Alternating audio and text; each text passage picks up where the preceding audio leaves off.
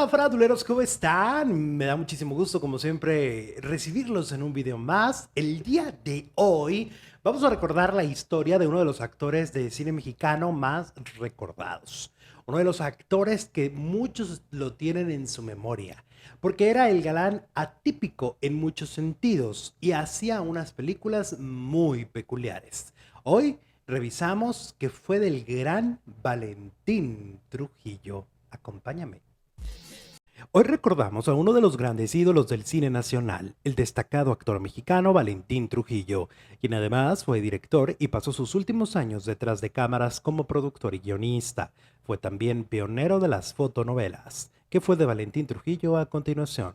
Recuerda suscribirte y darle clic en el me gusta. Su nombre real fue Rafael Valentín Trujillo Gascón y nació el 28 de marzo de 1951 en Atotonilco el Alto, en Jalisco. Desde muy pequeño mostró talento para las artes y su paso a los escenarios se dio de forma natural, al provenir de una familia dedicada al cine. Su padre fue Ricardo Trujillo, quien era programador de cintas de la compañía distribuidora Películas Nacionales, y su madre, Yolanda Gascón, hija del productor de cine Valentín Gascón y hermana del director Gilberto Gascón, quienes le abrieron la puerta desde muy pequeño, debutando como actor infantil en la cinta de 1958 El Gran Pillo, protagonizada por Adalberto Martínez Resortes y Flor Silvestre. Antes había aparecido brevemente en la cinta El Lobo Solitario, cuando tenía tan solo 2 años de edad. También participó en el film La risa en la ciudad, junto a Joaquín Cordero en 1962, por la que recibió un premio a Mejor Actuación Infantil. Ese mismo año trabajó en El Extra, al lado de Mario Moreno Cantinflas y Alma Delia Fuentes, logrando una convincente actuación, ahora demostrando su lado cómico. Al crecer y sin dejar de lado la actuación, Valentín estudió Derecho en la Universidad Nacional de Autónoma de México. En 1969 trabaja en Las Figuras de Arena. Con solo 18 años obtiene su primer papel estelar al lado de Ofelia Medina y las figuras David Reynoso y Elsa Aguirre.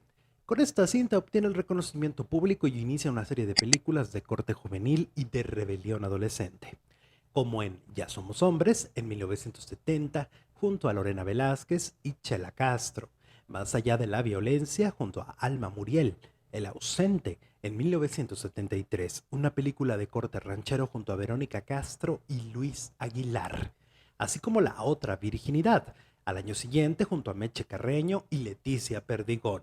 Hacia finales de los años 70, Valentín comienza a asociarse más con las películas de acción y de crimen, en las cuales solía representar a un personaje justiciero. En ellas, el actor representaba papeles vinculados con las escenas de acción, por ejemplo, Perro Callejero, una cinta por la que Valentín recibió el Heraldo y la Diosa de Plata por mejor actuación masculina. Además del cine, Valentín Trujillo fue pionero de las fotonovelas, en las que trabajó en múltiples ocasiones con las actrices más bellas de los años 70, como Lucía Méndez, con quien mantuvo un sonado romance de más de 3 años. Ambos actores siempre recordaron esta etapa como una de las más bellas de su vida, y terminaron aunque había planes de llegar al altar. Durante el noviazgo hicieron varias películas juntos, como El ausente en 1973 o El desconocido en 1974. Inmediatamente después de terminar con Lucía Méndez, Valentín se casó con la actriz y cantante Patricia María, con quien tuvo 3 hijos: Patricia, Valentín y Rodrigo.